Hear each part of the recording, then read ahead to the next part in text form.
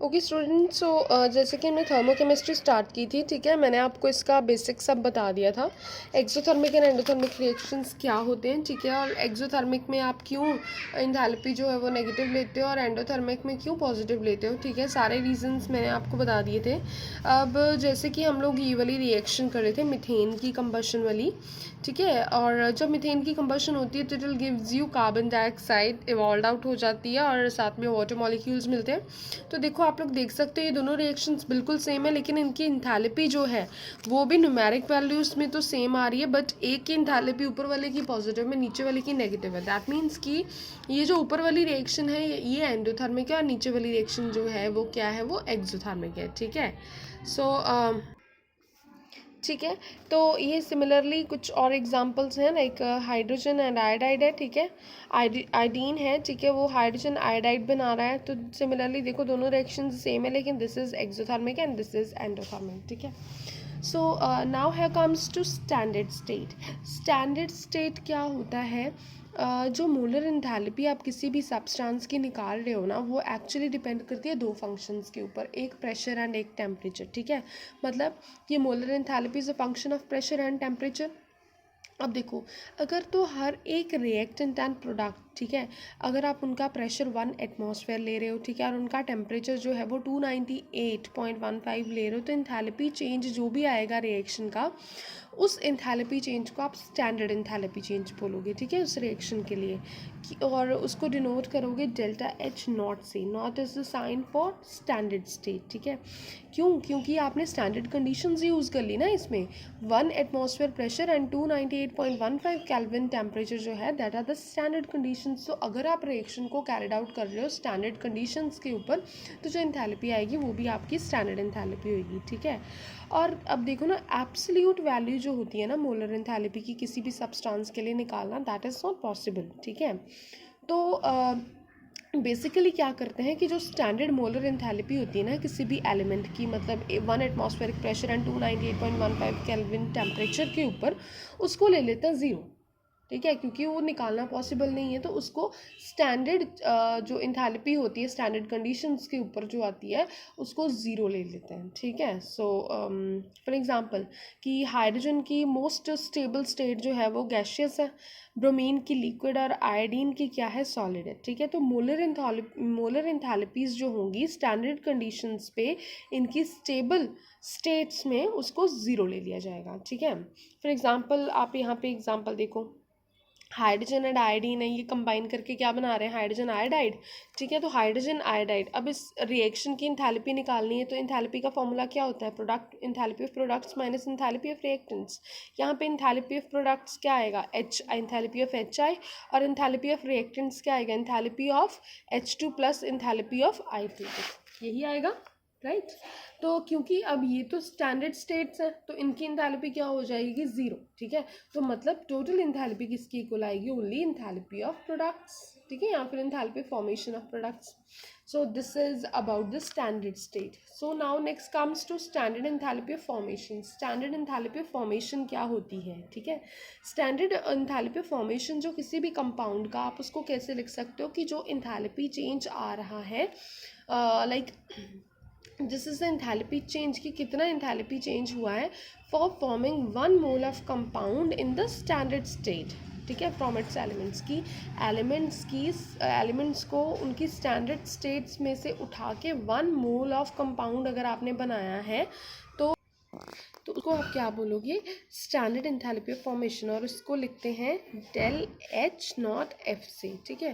For example अगर आप लो formation of 1 mole of carbon dioxide, तो कार्बन डाइऑक्साइड किससे बनेगा, उसके कौन कौन से एलिमेंट्स है, कार्बन एंड ऑक्सीजन, ठीक है। तो कार्बन एंड ऑक्सीजन से कंबाइन करके तो वो आपकी क्या होगी, इंथैल्पी ऑफ फॉर्मेशन, ठीक है। Like this from its elemental, अब कार्बन डाइऑक्साइड के लिए कौन से एलिमेंट्स चाहिए, कार्बन एंड ऑक्सीजन कंबाइन करेंगे तो it will give you carbon dioxide, ठीक है। और इसकी इंथैल्पी ऑफ फॉर्मेशन क्या आती है, -393.5 किलो जॉल्स पर मोल। इसी तरह से है वाटर का, ठीक है, ओके।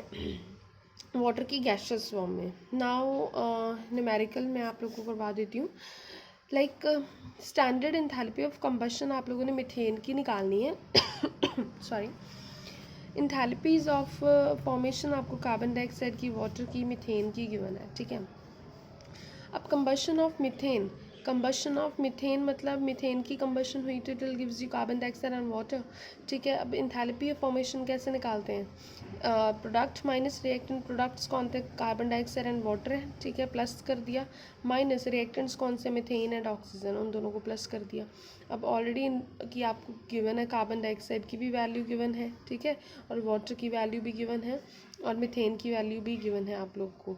और ये कि ऑक्सीजन अपनी स्टैंडर्ड स्टेट में है तो उसकी इंथैल्पी क्या हो जाएगी, ज़ीरो।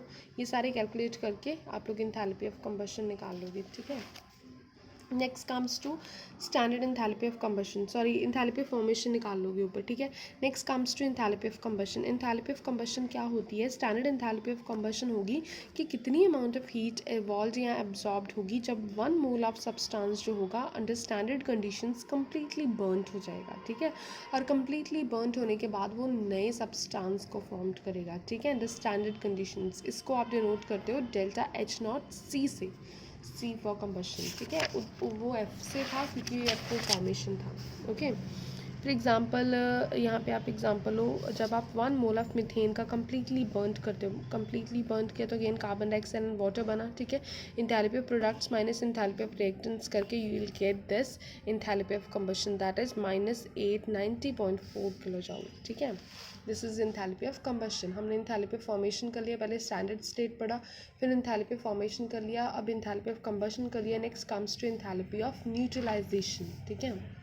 थर्मोकेमिस्ट्री में ये सारी रिएक्शंस आती हैं, तो इन सभी की इंथैल्पी आप लोग को पता होनी चाहिए कि कैसे निकालनी है। इंथैल्पी ऑफ न्यूट्रलाइजेशन क्या होगा, इंथैल्पी ऑफ न्यूट्रलाइजेशन होता है कि जब किसी एसिड ने बेस को न्यूट्रलाइज करना है तो 1 ग्राम ऑफ इक्विवेलेंट एसिड जो कि कम्प्लीटली बेस को न्यूट्रलाइज कर देता है उसको हम क्या बोलते हैं, इंथैल्पी ऑफ न्यूट्रलाइजेशन। या फिर जब 1 ग्राम ऑफ जो इंथैल्पी चेंज आती है, जब 1 ग्राम ऑफ इक्विवेलेंट बेस जो है वो एसिड को न्यूट्रलाइज करता है तो उस इंथैल्पी चेंज को हम क्या बोलते हैं, enthalpy of neutralisation. For example this is base sodium hydroxide and HCl acid, ठीक है।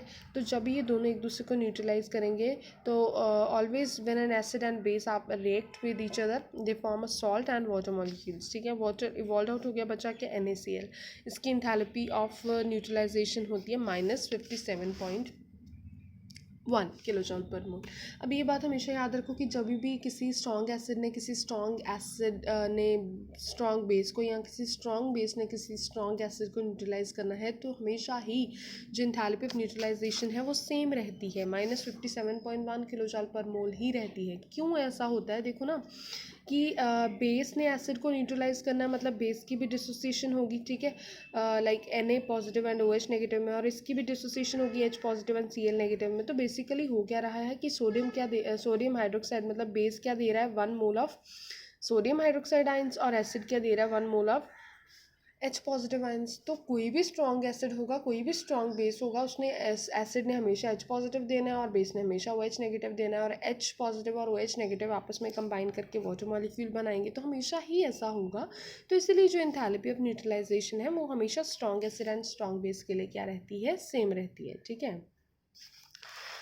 लेकिन अगर आपका एसिड वीक हो या बेस वीक हो या फिर दोनों वीक हो तो उस केस में इंथैल्पी ऑफ न्यूट्रलाइजेशन चेंज कर जाती है। उस केस में ये 57.1 किलो जूल पर मोल नहीं रहती, ठीक है। अब रीज़न क्या होता है, फॉर एग्जांपल आप कंसिडर कर लो वीक एसिड, ठीक है। अगर आपने वीक एसिड को कंसिडर किया, वीक एसिड एसिटिक एसिड है ना, तो अब देखो ना स्ट्रॉन्ग बेस स्ट्रॉन्ग है सोडियम हाइड्रोक्साइड, उसने तो OH नेगेटिव आइंस दे ही देने हैं, लेकिन एसिड वीक है तो ये इजीली H पॉजिटिव आइंस नहीं देगा। इजीली H पॉजिटिव आइंस नहीं देगा तो मतलब कुछ हीट ये इसको रिक्वायर्ड होगी H पॉजिटिव आइंस की डिसोसिएशन के लिए।